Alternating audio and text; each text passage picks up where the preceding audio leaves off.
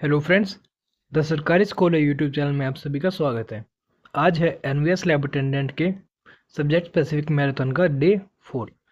आइए स्टार्ट करते हैं हम अपने पहले क्वेश्चन से। हमारा पहला क्वेश्चन है, the sound can travel in air when a particles of medium travel from one place to another, B there is no moisture in the atmosphere, C disturbance travel from one place to another, या D both particles as well as disturbance travel from one place to another।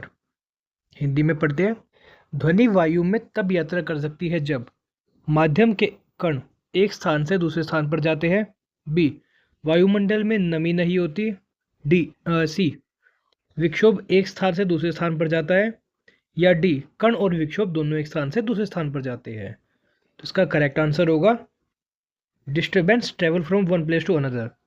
Sound air में disturbance create करती है, उसके जो particles होते हैं उनमें disturbance create करती है। तो इसका करेक्ट आंसर होगा आपका डी। देखिए साउंड कैसे ट्रेवल करती है, मान लीजिए एक कण है, ठीक है, आपने बोला तो इसमें क्या होगा, डिस्टर्बेंस होगा, ये ऊपर नीचे से डिस्टर्ब होगा या ऐसे आऊगा, ठीक है, फिर ये अगले कण को डिस्टर्ब करेगा, फिर अगले कण को डिस्टर्ब करेगा।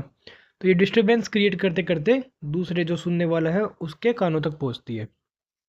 इसके बाद हमारा नेक्स्ट क्वेश्चन है, we can distinguish between a man's voice and a women's voice of the same loudness even without seeing them. This is due to a characteristic of sound which measures the shrillness of sounds. Can you choose the correct unit of the quantity on which this characteristics of sound depend? हम एक ही जोर के आवाज़ वाले पुरुष और एक ही महिला की आवाज़ में अंतर देखे बिना ही अंतर कर सकते हैं। ऐसा ध्वनि की विशेषता के कारण होता है जो ध्वनि की तीक्ष्णता को मापती है। क्या आप उस मात्रा की सही इकाई को चुन सकते हैं जिस पर ध्वनि की यह विशेषता निर्भर करती है? तो ध्वनि की वह कौन सी विशेषता होती है या साउंड की कौन सी विशेषता होती है जिससे कि हम मैन और वुमेन के साउंड को कर सकते हैं? तो उसे श्रिलनेस, ठीक है, जो श्रिलनेस होती है वो इसकी, ठीक है, वो दोनों में डिफरेंट होती है और वो किसी वजह से होता है, कौन सी कैरेक्टरिस्टिक है इसमें? हर्ज। तो करेक्ट आंसर क्या होगा आपका? हर्ज। इसके बाद हमारा नेक्स्ट क्वेश्चन है, A key of the mechanical piano is first struck gently and then struck again, but much harder this time. What kind of change in sound will you observe in the second case? Mechanical piano की एक कुंजी को पहले धीरे से मारा जाता है और फिर दोबारा मारा जाता है, लेकिन इस बार बहुत जोर से। दूसरे मामले में आप ध्वनि में किस तरह का परिवर्तन देखेंगे? A sound will be louder but the pitch will not be different. Sound will be louder but the pitch will also be higher. Sound will be louder but the pitch will be lower. या D both sound and pitch will remain unaffected. Option A ध्वनि तेज होगी लेकिन pitch अलग नहीं होगी, ध्वनि तेज होगी और पिच भी ऊंची होगी, सी ध्वनि तेज होगी लेकिन पिच कम होगी, या डी जोर और पिच दोनों अप्रभावित रहेंगे। तो इसका करेक्ट आंसर है sound will be harder but the pitch will not be different. ऐसा इसलिए क्योंकि मटेरियल तो आपका सेम ही रहेगा, जो एलिमेंट है वो आपका सेम ही रहेगा, ठीक है, बस आप क्या कर रहे हो, उसे तेज़ी से मार रहे हो, ठीक है। तो साउंड तो ज़्यादा होगी बट जो पिच होती है आपकी, ठीक है, पिच अलग नहीं होगी क्योंकि पिच जो आपकी मटेरियल पे डिपेंड करती है। तो करेक्ट आंसर है option number A, sound will be louder but the pitch will not be different. ध्वनि तेज होगी लेकिन पिच अलग नहीं होगी। इसके बाद हमारा नेक्स्ट क्वेश्चन है, the echo receiver of a sound attached to a ship receives the echo from the bottom of a sea 4 seconds after the ultrasonic waves were sent into the sea. If the speed of the sound in water is 1500 metre per second, then what is the depth of the sea? क्या कहा गया है? जहाज से जुड़े सोनार का eco receiver ultrasonic तरंगों को समुद्र में भेजे जाने के 4 सेकंड बाद समुद्र तल से प्रतिध्वनि प्राप्त करता है। यदि पानी की ध्वनि की गति 1500 मीटर प्रति सेकंड है तो समुद्र की गहराई क्या होगी? तो देखिए, मान लीजिए ये आपका एक शिप है, ठीक है, और ये आपकी पानी की सतह है, ठीक है, पानी की सतह पे शिप है, और जब सोनार साउंड इस पे नीचे डाली गई तो वो सोनार साउंड नीचे हिट की, फिर वापस ऊपर की तरफ गई, और इस पूरे समय में कितना टाइम लगा आपको? इसके साउंड को 4 सेकंड लगे, ठीक। ध्वनि की जो गति है पानी में वो कितनी है आपके 1500 मीटर प्रति सेकंड। तो इसमें क्या होगा, हमें क्या निकालना है, डेप्थ। डेप्थ यानी कि इसकी गहराई। तो देखिए आपकी स्पीड कितनी है, स्पीड स्पीड को हम डिनोट कर लेते हैं वी से। स्पीड है हमारी 1500 मीटर पर सेकंड। ठीक है। टाइम कितना है, टाइम है हमारा 4 सेकंड। ठीक है। और डिस्टेंस हमें पता करना है। ठीक है, कि कितना डिस्टेंस है। तो हम एक काम करते हैं पहले, मान लीजिए आपका टोटल टाइम आपका कितना लगा आने जाने का, वो लगा आपका 4 सेकंड। ठीक है। तो एक तरफ का कितना लगेगा, 2 सेकंड। ठीक है। तो डिस्टेंस का फॉर्मूला क्या होगा आपका, S equals V multiply T. V कितनी है आपकी 1500, टाइम कितना है आपका एक तरफ का 2 सेकंड। तो हमारा डिस्टेंस कितना आ गया 3000 मीटर। ठीक है। तो करेक्ट आंसर होगा आपका 3000 metre. 3000 metre is the correct answer. इसके बाद हमारा नेक्स्ट क्वेश्चन है, before the main shock waves the earth produces the characteristic sound waves which some animals like rhinoceros can hear. Can you guess the sound of the kind of the sound waves produced? मुख्य shock wave से पहले भूकंप विशिष्ट ध्वनि तरंगें उत्पन्न करता है जिन्हें गैंडे जैसे कुछ जानवर सुन सकते हैं। क्या आप अनुमान लगा सकते हैं कि यह किस तरह की ध्वनि तरंगें उत्पन्न होती है? A infrasonic sound, B ultrasonic sounds, C audible sounds, या डी नन ऑफ दिस। तो करेक्ट आंसर है आपका इंफ्रासोनिक साउंड्स। जब भी भूकंप आता है तो भूकंप से पहले इंफ्रासोनिक साउंड्स यानी कि ऐसी साउंड्स, इंफ्रासोनिक साउंड्स कौन सी साउंड्स होती है जिनकी जो फ्रीक्वेंसी है वो क्या होती है 20 हर्ट्ज से लेस देन होती है। ठीक है, ये आपकी इंफ्रासोनिक साउंड होती है। ठीक है। और जो आपकी अल्ट्रासोनिक साउंड्स होती है, अल्ट्रासोनिक साउंड्स की जो फ्रीक्वेंसी होती है वो कितनी होती है 20,000 हर्ट्ज से ज़्यादा होती है। ठीक है। तो ये अल्ट्रासोनिक होती है। इसके बाद हमारा नेक्स्ट क्वेश्चन है, on increasing the temperature the speed of the sound in air.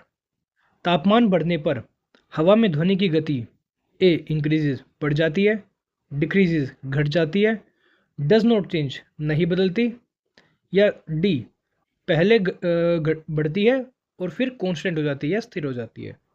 तो देखिए जब भी तापमान बढ़ेगा तो क्या होगा, एयर में डिस्टर्बेंस ज़्यादा होगी, एयर के जो पार्टिकल्स है वो जल्दी जल्दी मूव करती है।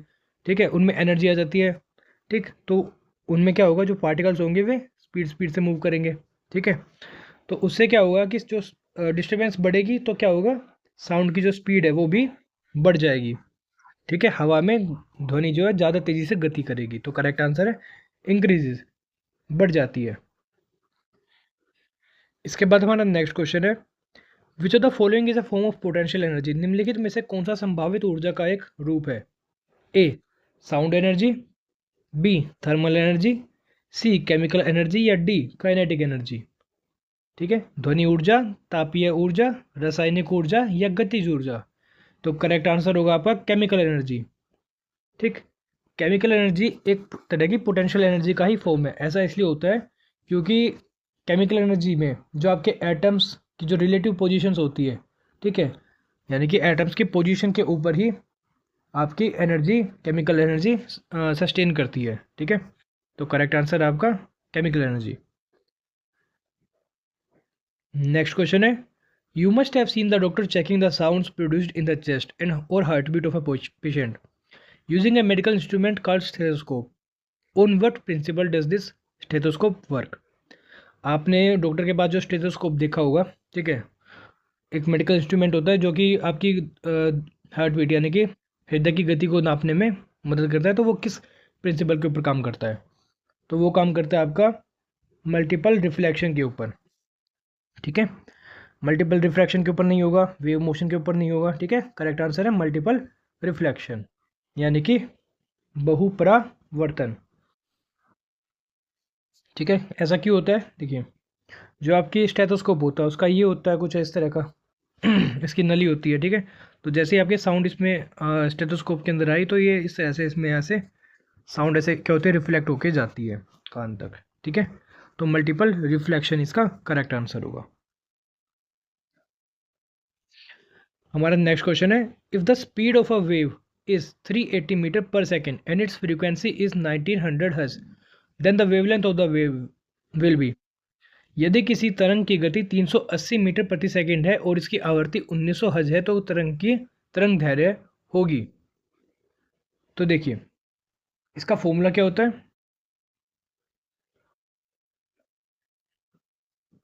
आपको दे रखा वेव, स्पीड ऑफ वेव और फ्रीक्वेंसी, हमें क्या निकालनी है, वेवलेंथ। तो स्पीड का फॉर्मूला होता है frequency into sorry wavelength into frequency, ये की बात है, ठीक है। हमें स्पीड दे रखी है कितनी है, 380 मीटर पर सेकंड। ये भी चेक कर लीजिएगा क्या ये आपके ऐसा यूनिट में है, मीटर पर सेकंड, यस है। इसके बाद वेवलेंथ हमें पता नहीं बट फ्रीक्वेंसी हमें पता है कितनी है, 1900, ठीक है। तो यहाँ से हम क्या करेंगे, वेवलेंथ निकालेंगे, एक जीरो से आपकी एक जीरो कैंसिल हो गई, ठीक है। और 38 अपॉन में 190, ठीक है। तो ये कितनी आ जाएगी आपकी, 1/5, इसे काट देंगे 1/5, ठीक है। 38 को 5 से मल्टीप्लाई करेंगे तो 190 आएगा, ठीक है। और 1/5 किसके बराबर होता है, 1/5 आपका बराबर होता है 0.2 के। सो हमारी वेवलेंथ कितनी आ गई, 0.2 मीटर। तो करेक्ट आंसर होगा 0.2 मीटर। इसके बाद नेक्स्ट क्वेश्चन है, as a body falls from a height h to h2 its energy distribution shifts towards.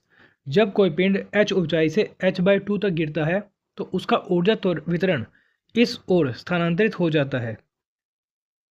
अब देखिए, only kinetic energy, half kinetic energy and half potential energy, only potential energy, या more kinetic and less potential energy.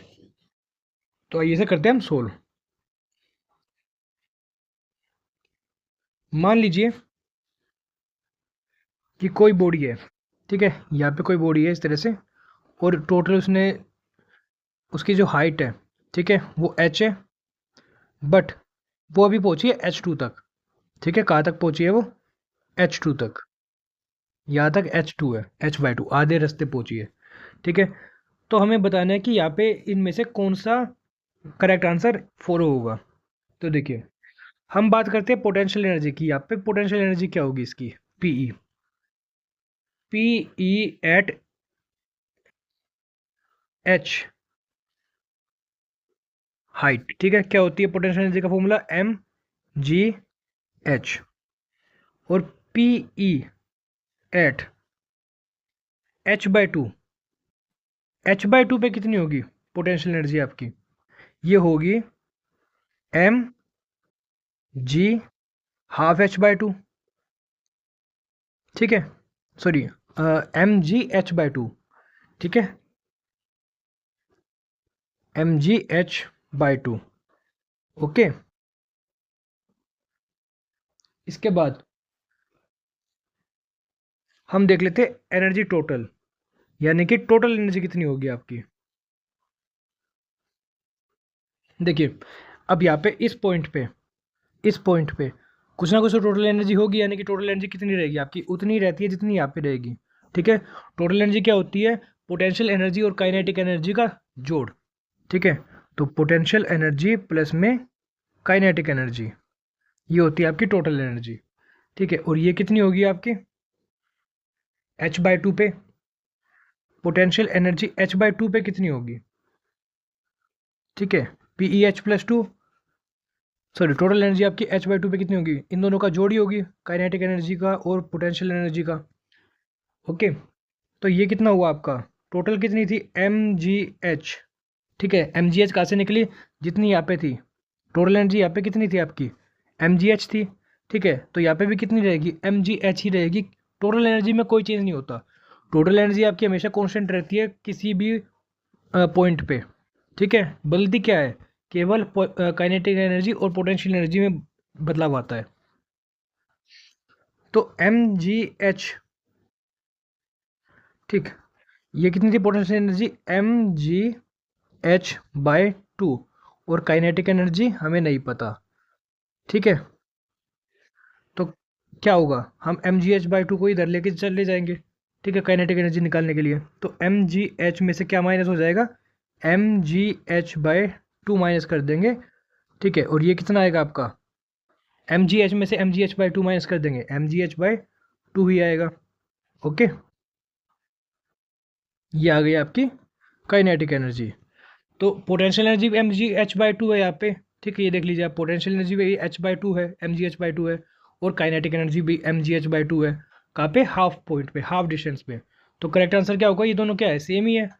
तो half kinetic energy and half potential energy. ठीक है, ये आपका क्या होगा, करेक्ट आंसर होगा। यानी कि आधी गतिज और आधी स्थितिज स्थितिज ऊर्जा। इसके बाद हमारा नेक्स्ट क्वेश्चन है, when a simple pendulum is at means position it primary poses. जब भी कोई सिंपल पेंडुलम अपने मीन पोजीशन पे होता है, मीन पोजीशन क्या होती है उसकी, ये होती है। ठीक है, ये जो होती है आपकी ये वाली, ये मीन पोजीशन होती है। ठीक है, जब पेंडुलम यहाँ से हम ट्रैवल करते हैं, यहाँ से ट्रैवल करते हुए यहाँ पे आएगा, तो ये इस पे, इस पॉइंट पे वो, इसमें कौन कौन सी एनर्जी होगी हमें बताना है। A kinetic energy, B potential energy, ठीक है, सी काइनेटिक प्लस पोटेंशियल यानी कि दोनों होगी, या फिर डी साउंड एनर्जी। तो करेक्ट आंसर क्या होगा आपका, काइनेटिक एनर्जी। ऐसा क्यों होगा, क्योंकि इस पॉइंट पे उसकी जो हाइट है वो तो रही नहीं। ठीक है, उसमें प्राइमरीली क्या होती है, काइनेटिक एनर्जी। इस पॉइंट पे उसकी सबसे ज़्यादा स्पीड होती है। ठीक है, तो काइनेटिक एनर्जी क्या होती है यहाँ पे, मैक्स होती है। ठीक है, तो क्या रहेगा यहाँ पे, सिर्फ काइनेटिक एनर्जी। इसके बाद हमारा नेक्स्ट क्वेश्चन है, given two objects with mass 1 × 10⁻³ and 4 × 10⁻³ having equal momentum, what is the ratio of their kinetic energy. क्या रखा है, हमारे पास दो ऑब्जेक्ट है। ठीक है, जिनमें एक का मास तो 1 पॉइंट, ये है 1 × 10⁻³ और दूसरे का ये है। ठीक है, तो m1 कितना है हमारे पास, लिख लेते हैं, 1 × 10⁻³ ठीक है, kg। m2 है आपके पास 4 × 10⁻³ kg। इसके बाद क्या रखा कि जो दोनों का मोमेंटम है वो क्या है, सेम है, यानी कि P1। मोमेंटम को हम किसे डिनोट करते हैं, P से। P1 बराबर है P2 के, तो हम कह सकते हैं, हम मान लेते हैं P मान लेते हैं इन्हें सिर्फ। ओके, इसके बाद हम देख लेते हैं कि एक आपका रिलेशन होता है काइनेटिक एनर्जी का मोमेंटम के साथ। काइनेटिक एनर्जी क्या होती है, ये फॉर्मूला आप याद कर लेना, P²/2m। ठीक है, यानी कि मोमेंटम का स्क्वायर बाय 2 × m। ठीक है, ये होती है किसी भी ऑब्जेक्ट की काइनेटिक एनर्जी। इसके बाद काइनेटिक एनर्जी पहले ऑब्जेक्ट की कितनी होगी, ke/ke1 कितनी होगी, P²/2m1। P² क्यों रख रहे हैं हम, क्योंकि P1² क्यों नहीं रख रहे, क्योंकि हमने लेट कर लिया ना इसे। ठीक है, दोनों P1 और P2 आपस में बराबर है। ठीक है, और ये P के बराबर है, तो ke1 यानी कि काइनेटिक एनर्जी 1 होगी आपकी P²/2m1, और ke2 यानी कि काइनेटिक एनर्जी 2 कितनी होगी आपकी P²/2m2 हो गई। ठीक है, अब हमें क्या करना है, हमें क्या चाहिए, इन्हीं की काइनेटिक एनर्जी का रेशियो चाहिए। अगर हम इसका रेशियो निकालते हैं, ठीक है, यानी कि इसको अपॉन में इसके करते हैं, तो क्या होगा आपका, P² से P² कैंसिल, ठीक है, 2 से 2 कैंसिल, क्या बचा आपके पास 1/m1/1/m2। ठीक है, और ये कितना हो जाएगा आपका, ये हो जाएगा आपका m2, ये m2 आपका ऊपर चला जाएगा। ठीक है, m2/m1, ये आपका क्या आ गया, रेशियो आ गया। ठीक है, और m2/m1 क्या है, m2 क्या था आपके पास 4 × 10⁻³ और m1 क्या था 1 × 10⁻³। 10⁻³ से 10⁻³ कटा, बचा क्या आपके पास 4:1। तो करेक्ट आंसर क्या होगा आपके पास 4:1। इसके बाद हमारा नेक्स्ट क्वेश्चन है, पहले टिक कर लेते हैं 4:1 इंग्लिश वाले सेक्शन में भी। Question number 13, the work done on an object is independent of. किसी वस्तु पर किया गया कार्य निम्न से स्वतंत्र होता है, A angle between force and displacement, बल और विस्थापन के बीच का कोण। बी, फोर्स अप्लाइड, लगाया गया बल। C, initial velocity of the object, वस्तु का प्रारंभिक वेग। या डी, डिस्प्लेसमेंट, विस्थापन। तो वर्क का फॉर्मूला क्या होता है? वर्क होता है आपका एफ एस कोस थीटा। ठीक है, ये फॉर्मूला होता है वर्क का। एफ क्या है? फोर्स। एस क्या है? डिस्टेंस। ठीक है, तो फोर्स और डिस्प्लेसमेंट पे तो सॉरी, एस क्या है? डिस्प्लेसमेंट आपकी। तो फोर्स और डिस्प्लेसमेंट पे तो डिपेंडेंट होगा। ठीक है, तो ये भी नहीं हो सकता, ये भी नहीं हो सकता, डिस्प्लेसमेंट पे भी होगा। तो करेक्ट आंसर क्या है आपका? वेलोसिटी, क्योंकि वेलोसिटी यहाँ पे हमें कहीं पे भी नहीं दिख रही। ठीक है, कोई वेलोसिटी नहीं है यहाँ पे। ठीक है, तो वेलोसिटी पे डिपेंड नहीं होता है फोर्स। ठीक है, तो करेक्ट आंसर होगा आपका initial velocity of the object. इसके बाद हमारा नेक्स्ट क्वेश्चन है, in a public address system a microphone converts. सार्वजनिक प्रबोधन प्रणाली में एक माइक्रोफोन परिवर्तित करता है। A, sound energy into mechanical energy, ध्वनि ऊर्जा को यांत्रिक ऊर्जा में। B, sound energy into electrical energy, ध्वनि ऊर्जा को विद्युत ऊर्जा में। C, electrical energy into sound energy, विद्युत ऊर्जा को ध्वनि ऊर्जा में। या D, microwave energy into sound energy, microwave ऊर्जा को ध्वनि ऊर्जा में।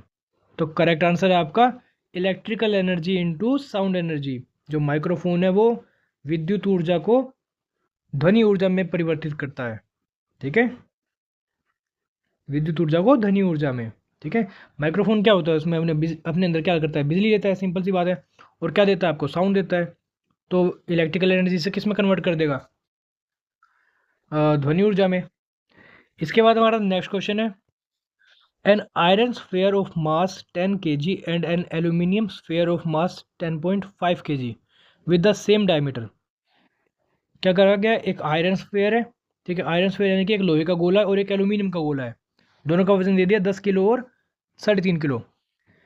Are simultaneously dropped from a tower, दोनों एक साथ गिराए गए एक टावर से। ठीक है, एक हाथ में आपने 10 kg का रखा, एक हाथ में आपने 3.5 kg का रखा। When they are about 10 metre above the ground they experience the, जब वे ग्राउंड से 10 मीटर के ऊपर थे, यानी कि 10 मीटर की ऊंचाई पे थे, तो उन्होंने क्या एक्सपीरियंस किया? सेम पोटेंशियल एनर्जी, क्या उनकी पोटेंशियल एनर्जी सेम थी? बी, मोमेंटा यानी कि संवेग सेम था। सी, एक्सेलेरेशन, त्वरण सेम होगा। या D, kinetic energy, kinetic energy same होगी। तो देखिए सेम, अब मास डिफरेंट है, तो ऐसी चीज़ें हमें देखनी पड़ेगी जो मास पे डिपेंड ही नहीं करती। ठीक है, क्या पोटेंशियल एनर्जी मास पे डिपेंड करती है? बिल्कुल करती है, तो ये तो होगा ही नहीं। ठीक है, क्यों? पोटेंशियल एनर्जी क्या होती है? mgh, तो इसमें तो मास आ गया, ये नहीं होगा। मोमेंटम, मोमेंटम में भी मास आ जाता है, ये भी नहीं होगा। ठीक है, काइनेटिक एनर्जी, काइनेटिक एनर्जी में भी मास होता है, काइनेटिक एनर्जी भी मास पे डिपेंड करती है, हाफ एम वी स्क्वायर, तो ये भी नहीं होगा। तो करेक्ट आंसर क्या होगा आपका? एक्सेलेरेशन। एक्सेलेरेशन दोनों की सेम होगी। अगर पृथ्वी पे गिरे तो 9.8 मीटर प्रति सेकेंड स्क्वायर की आपकी संवेग होगा, उसमें सॉरी त्वरण होगा। ठीक है, एक्सेलेरेशन होगी। तो एक्सेलेरेशन जो आपकी वो मास पे डिपेंड नहीं करती, चाहे मैंने आपको बताया था पिछली क्लास में भी, चाहे आप हाथी को गिराओ या चींटी को गिराओ, साथ में वो दोनों साथ में गिरेंगे अगर आपका एयर रेजिस्टेंस नहीं है। तो यहाँ पे एयर रेजिस्टेंस कहीं पे इन्होंने मेंशन नहीं किया, तो करेक्ट आंसर होगा आपका एक्सेलेरेशन। इसके बाद हमारा नेक्स्ट क्वेश्चन है, which energy changes involve frictional force. किस ऊर्जा परिवर्तन में घर्षण बल शामिल होता है? Potential energy to sound energy, chemical energy to heat energy, kinetic energy to heat energy, या chemical energy to heat energy. स्थितिज ऊर्जा से ध्वनि ऊर्जा, रासायनिक ऊर्जा से ऊष्मा ऊर्जा, गतिज ऊर्जा से ऊष्मा ऊर्जा, या फिर रासायनिक ऊर्जा से ऊष्मा ऊर्जा। तो करेक्ट आंसर क्या होगा आपका? किसमें फ्रिक्शनल फोर्स, यानी कि फ्रिक्शनल फोर्स कहाँ पे लगेगा? तो देखिए फ्रिक्शनल फोर्स क्या होता है? जब भी कोई चीज़ मूव करती है, फ्रिक्शनल फोर्स क्या होता है? घर्षण बल। घर्षण बल कब होगा? जब कोई चीज़ किसी सतह पर मूव करती है, और मूव करेगी तो क्या होगी? उसमें क्या होता है? Kinetic energy. और काइनेटिक एनर्जी, फ्रिक्शनल फोर्स में क्या होगा कि काइनेटिक एनर्जी जब घर्षण होता है, किसी चीज़ के ऊपर रगड़ खाती है या घिसते हो जाती है, तो क्या होगा? हीट एनर्जी प्रोड्यूस होती है। तो काइनेटिक एनर्जी और हीट एनर्जी कहाँ पे? यहाँ पे क्या होगा? काइनेटिक एनर्जी से हीट एनर्जी प्रोड्यूस होती है फ्रिक्शनल फोर्स में। ठीक है, यानी कि आपके एक तो ये हो गया आपका kinetic energy to heat energy. ठीक है, तो करेक्ट आंसर होगा आपका ओनली थर्ड। इसमें से देखिए आपका ये नहीं है आंसर, आंसर इसमें इसमें देखना हमें। ठीक है, तो option number D is the correct answer. ठीक है, कुछ बच्चे क्या करेंगे 3 करके सीधा सी लगा देंगे उसे। तो D, option number D is the correct answer. ठीक है, और अच्छे से करते, D is the correct answer. अगला क्वेश्चन है, which of the following is not a characteristic of atoms. ठीक है, निम्नलिखित में से कौन सी परमाणु की विशेषता नहीं है। कहाँ गया भाई, ये रहा। A, smallest unit of matter are atoms, पदार्थ की सबसे छोटी इकाई परमाणु है। B, atoms can not be divided further by ordinary chemical means, जो एटम्स होते हैं वे और डिवाइड नहीं हो सकते केमिकल मीन से। C, atoms always exist in isolation never forming compound, atoms हमेशा आइसोलेशन में होते हैं नेवर फॉर्मिंग कंपाउंड, यानी कि कभी वे कंपाउंड नहीं फॉर्म करते। या D, atoms combine to form molecule, atoms combine होते हैं यानी कि जुड़ते हैं मॉलिक्यूल बनाने में। तो देखिए, smallest unit of matter matter are atoms, ये करेक्ट है आपका। ठीक है, तो ये तो होगा नहीं। Atoms can not be further divided by ordinary chemical means, atoms को और डिवाइड नहीं किया जा सकता केमिकल मीन्स के द्वारा। ठीक है, ये भी थोड़ा थोड़ा ठीक है। इसके बाद, atoms always exist in isolation never forming compound, atoms क्या हमेशा आइसोलेशन में होते हैं, क्या वे कभी कंपाउंड नहीं बनाते। ये बिल्कुल ही गलत है आपका। ठीक है, तो बी और सी में भी हम चल रहे हैं। इसके बाद है D, atoms combine to form molecules. ठीक है, एटम्स जो होते हैं वे कंबाइन जुड़ते हैं मोलिक्यूल्स बनाने के लिए। ठीक है, तो बी और सी लगभग ठीक है आपके, बट ऑप्शंस में आपका कोई ऐसा नहीं दे रखा कि आपसे ऑप्शन में एक ही मांग रखा है। ठीक है, तो उस केस में हम क्या करेंगे, देखिए, क्या एटम्स और डिवाइड हो सकते हैं, बिल्कुल हो सकते हैं। ठीक है, बट ऑर्डिनरी केमिकल मीन से यानी कि नॉर्मल केमिकल रिएक्शन से क्या एटम्स को तोड़ा जा सकता है, एटम्स के अंदर ही तोड़ा जा सकता है क्या उन्हें, नहीं, बट उन्हें डिवाइड किया जा सकता है, अलग अलग किया जा सकता है मॉलिक्यूल में। तो हो सकता है यहाँ पे ये मॉलिक्यूल्स कहना चाह रहे हो। ठीक है, बी ऑप्शन में। तो हम क्या करेंगे, सी को करेंगे, क्योंकि हमें एक ही देखना है। तो ज़्यादा करेक्ट कौन सा इनमें से, ऑप्शन नंबर सी। ठीक है, तो करेक्ट आंसर क्या हो जाएगा, सी। ऑप्शन नंबर डी हम देख अब हमारा है next question 18, what is the atomic number of an element, किसी तत्व की परमाणु संख्या क्या है। A, the total number of protons and neutrons in the nucleus, A, नाभिक में प्रोटॉन और न्यूट्रॉन की कुल संख्या। B, the total number of electrons in the outermost shell, सबसे बाहरी शेल के में इलेक्ट्रॉन्स की कुल संख्या। C, the total number of protons in the nucleus, नाभिक में प्रोटॉन की कुल संख्या। D, the total number of neutrons in the nucleus, नाभिक में न्यूट्रॉन की कुल संख्या। तो करेक्ट आंसर होगा आपका the total number of proton in the nucleus. इसी को हम क्या बोलते हैं, एटॉमिक नंबर, यानी कि आपके जितने प्रोटॉन होंगे। ठीक है, मान लीजिए अगर आपके 8 प्रोटॉन है तो उसका एटॉमिक नंबर क्या होगा, 8 ही होगा। ठीक है, और वो आपका क्या हो जाएगा, ऑक्सीजन। ठीक है, एलिमेंट का नाम क्या होगा, ऑक्सीजन। इसके बाद हमारा नेक्स्ट क्वेश्चन है, when atoms share electron what type of bond is formed, जब परमाणु इलेक्ट्रॉन्स को साझा करते हैं तो वे किस प्रकार का बंधन बनाते हैं। ए, आयनिक बॉन्ड, आयनिक बंधन। B, covalent bond. C, metallic bond या धात्विक बंधन। या डी, हाइड्रोजन बॉन्ड। ठीक है, या हाइड्रोजन बंधन। तो जब भी इलेक्ट्रॉन्स शेयरिंग में यानी कि शेयर करके आपके बनाते हैं तो वो क्या कहलाता है, कोवेलेंट बॉन्ड। ठीक है, वही अगर वो पूरी तरह से कंप्लीट ट्रांसफर हो जाए तब क्या होता है, वो आयनिक बॉन्ड होता है। ठीक है, और मेटेलिक बॉन्ड और हाइड्रोजन बॉन्ड ये आपके अलग टाइप के बॉन्ड्स होते हैं, इनमें इलेक्ट्रॉन्स का नहीं होता। ठीक है, इलेक्ट्रॉन्स की मूवमेंट नहीं होती। इसके बाद हम बात करते हैं अपने नेक्स्ट क्वेश्चन की। Question number 20, what representation accurately corresponds to 360 grams of water, 360 gram पानी में के लिए कौन सा निरूपण सटीक है। ठीक है, ऑप्शन है हमारे 2 मोल्स ऑफ वाटर। ठीक है, अब देखिए क्या होता है, 360 ग्राम वाटर है, एक मोल किसके बराबर होता है, एक मोल पानी का, एक मोल। ठीक है, पानी का जो आपका वेट क्या होता है वो कितना होता है, 18। ठीक है, तो 18 ग्राम का एक मोल पानी होता है। ठीक है, अब जिनको ये भी नहीं आता मोल कैसे निकालते हैं या तो उनको तो आपके बेसिक्स क्लियर करने की जरूरत है, वास्तव में मैं बता देता हूँ। H2O। ठीक है, H का आपका AMU क्या होता है, एक होता है। कितने बॉन्ड, कितने एटम्स है, 2। ठीक है, इसका ऑक्सीजन का कितना होता है, 16। ठीक है, तो 2 जमा 16 कितना हो गया आपका, 18।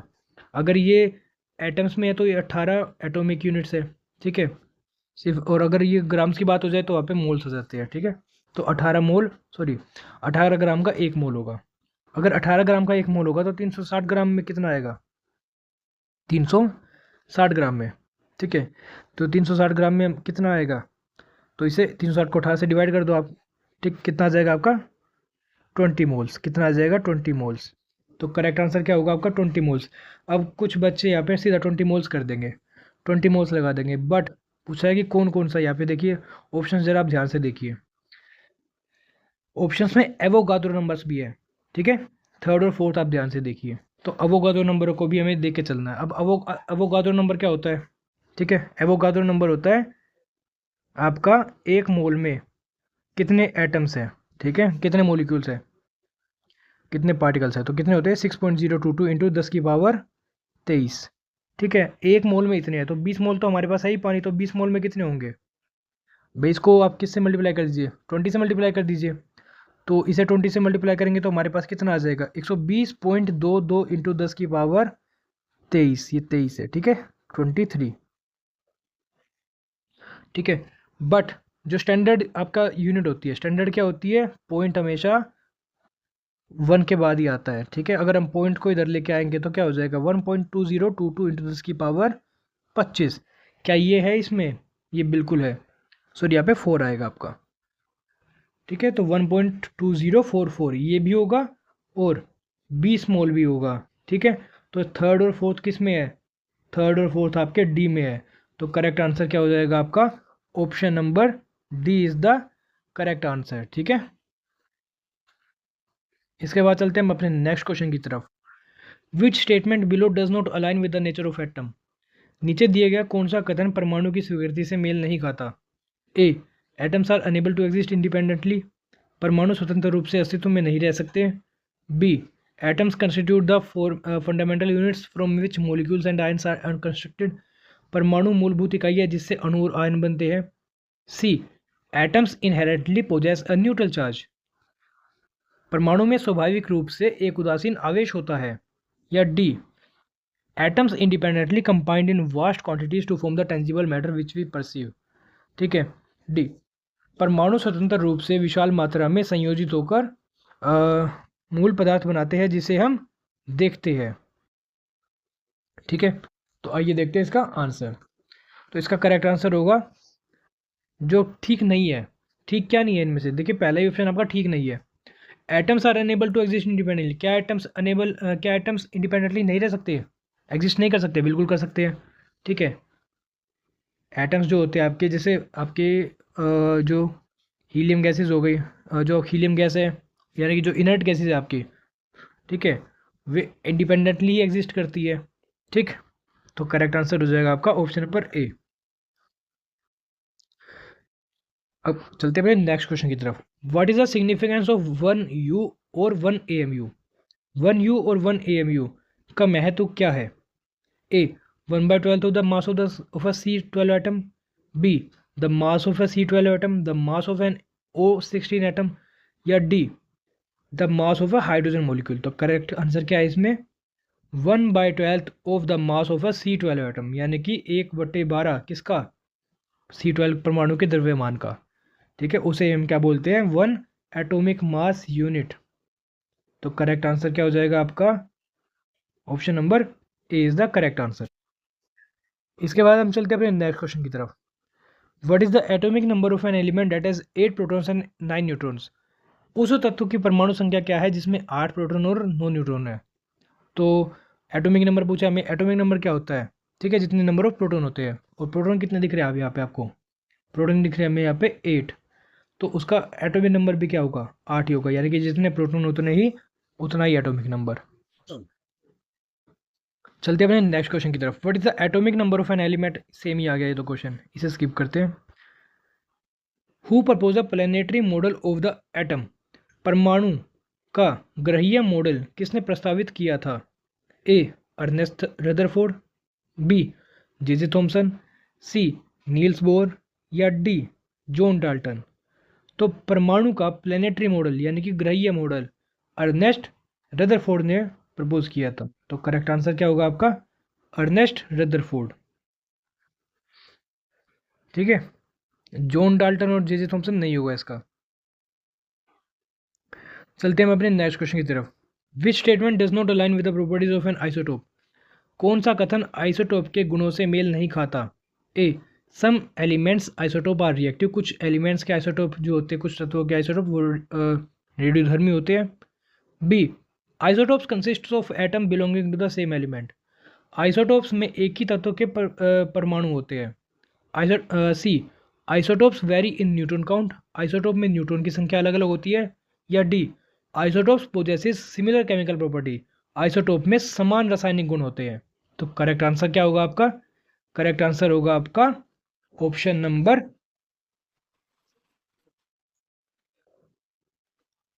डी। सॉरी, करेक्ट आंसर आपका option number D is the correct answer. Isotope possess similar chemical properties. ठीक है, तो आइसोटोप्स की क्या होती है, केमिकल प्रॉपर्टीज अलग अलग हो सकती है।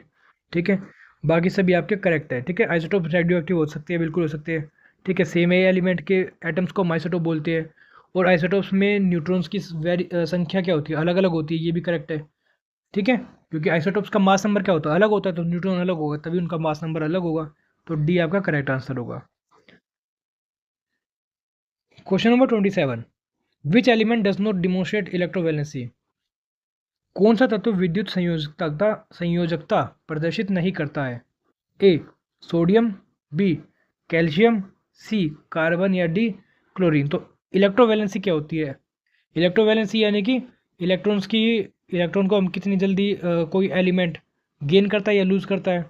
ठीक है, तो सोडियम भी आपका इलेक्ट्रोवैलेंसी शो करता है बहुत हाई, कैल्शियम भी करता है। ठीक है, सोडियम की आपकी क्या होती है 1। ठीक है, 1 होता है इसमें, तो ये भी बहुत करेगा। कैल्शियम की आपके 2 होते हैं। ठीक है, ये भी कर सकता है। क्लोरीन का फिर से 1, ये भी हाईली इलेक्ट्रोनेगेटिव है। ठीक है, तो करेक्ट आंसर क्या होगा आपका? कार्बन, क्योंकि कार्बन में 4 होते हैं। ठीक है, तो 4 कार्बन के वैलेंस शेल में 4 इलेक्ट्रॉन्स होते हैं, तो उससे क्या होगा कि वह अपना ज़्यादा स्पिन से स्टेबल है, तो वो इलेक्ट्रोवैलेंसी कम शो करता है इनके कंपैरिजन में, वो टेट्रावैलेंसी शो करता है। हमारा नेक्स्ट क्वेश्चन है, which statement about the atom structure is incorrect. परमाणु की संरचना के बारे में कौन सा कथन गलत है। A, the majority of an atom's mass is concentrated in the nucleus. या second, the atom is an indivisible part. ठीक है, third, the atom overall is neutral. Fourth, the atoms all atoms are stable in their basic state. तो हमें incorrect बताना है। ठीक है, तो इनकरेक्ट देखिए, पहला करेक्ट है आपका, क्या कह रखा है पहले में कि ज़्यादातर जो एटम का मास है वो उसके न्यूक्लियस में ही होता है, बिल्कुल करेक्ट है। ठीक है, एटम इज एन इनडिविजुअल पार्ट, ये गलत है आपका, क्योंकि एटम्स को तोड़ा जा सकता है, उसमें क्या होते हैं आपके प्रोटॉन न्यूट्रॉन होते हैं। ठीक है, और भी सब एटॉमिक पार्टिकल्स होते हैं। इसके बाद the atom overall is neutral. ठीक है, तो क्या एटम न्यूट्रल है? बिल्कुल न्यूट्रल होता है अपनी बेसिक स्टेट में। ठीक है, क्योंकि इसमें जो प्रोटॉन और इलेक्ट्रॉन है वो एक दूसरे को कैंसिल आउट कर देते हैं, एक दूसरे को चार्ज को। Atoms are stable, yes stable होते हैं। तो करेक्ट आंसर क्या होगा आपका? Second, only 2। ठीक है, सिर्फ ओनली 2, यानी कि atom is an individual part, ये आपका कथन गलत है। हमारा नेक्स्ट क्वेश्चन है, what prevents an atom from collapsing. परमाणु को ढहने से कौन रोकता है। ए, द न्यूक्लियर फोर्सेस, नाभिकीय बल। B, the movement of electrons in discrete energy level, असतत ऊर्जा स्रोतों में इलेक्ट्रॉन्स की गति। C, the electron electron repulsion, electron electron प्रतिकर्षण। या डी, ये सभी, ऑल ऑफ दिस। तो देखिए, एटम को कोलैप्स करने से यानी कि उसको ढहने से ये सभी फोर्सेस रोकते हैं, ये सभी चीज़ें रोकती है। ठीक है, न्यूक्लियर फोर्स भी, इलेक्ट्रॉन्स का घूमना भी उसके एनर्जी लेवल्स में, और इलेक्ट्रॉन इलेक्ट्रॉन रिपल्शन भी।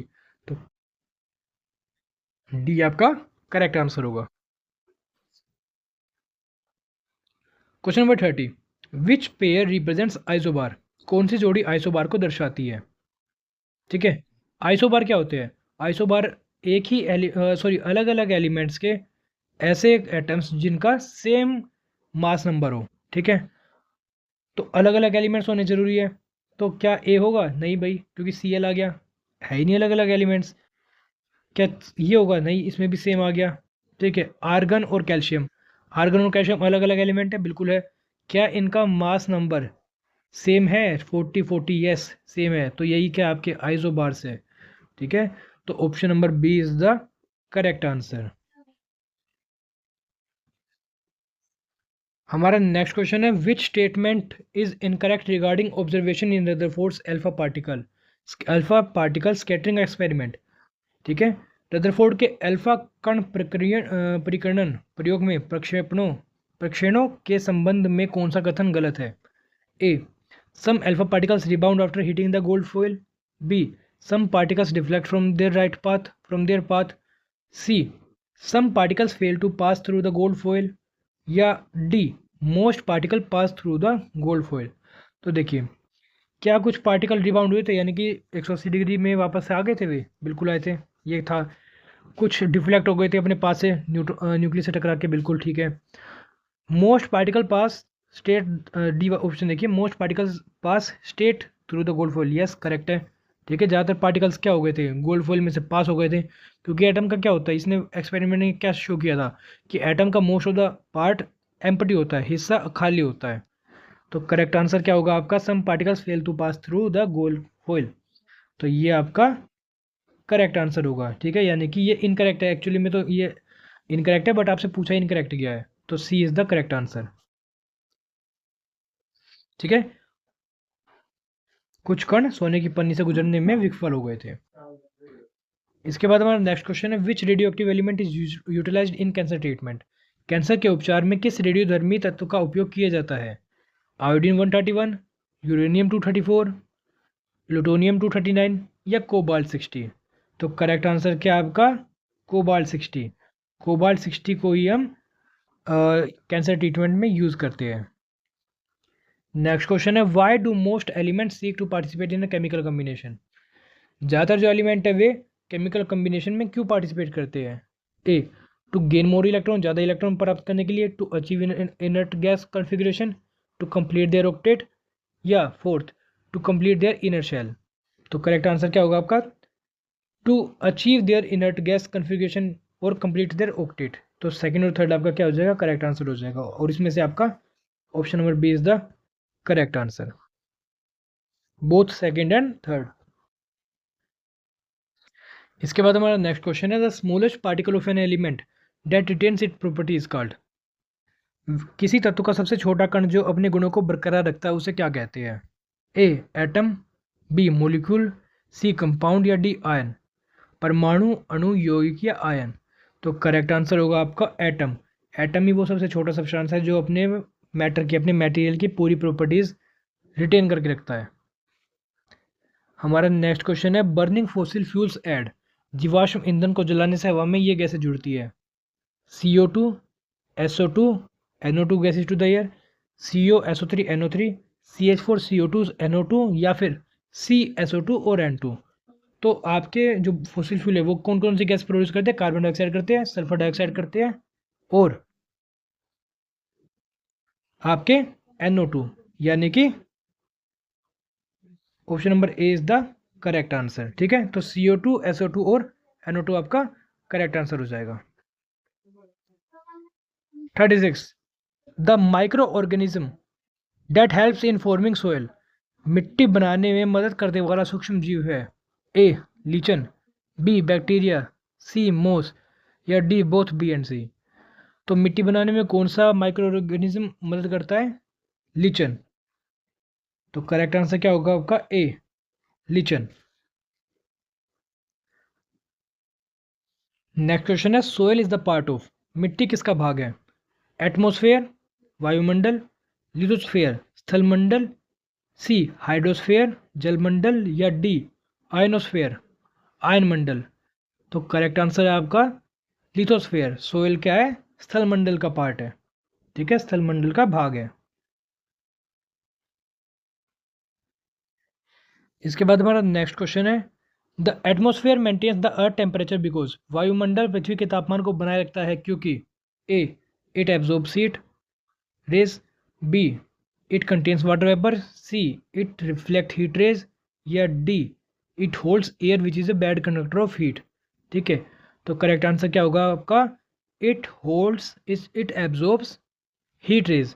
यह ऊष्मा किरणों को अवशोषित करता है और उससे अर्थ का टेम्परेचर मेंटेन रखता है।